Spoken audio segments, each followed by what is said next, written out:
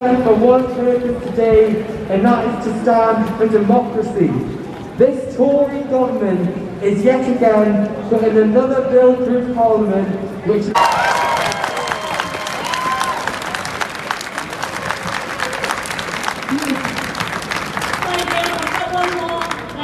This one is about all of the atrocities the Tories have done over their reign. However, policy, which means that they are yet again building another coal mine.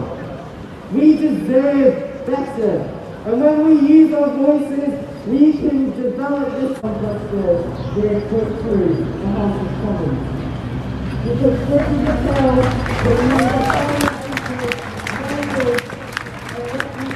fight back against this system of exploitation, against the working people of this country. Because the people are waking up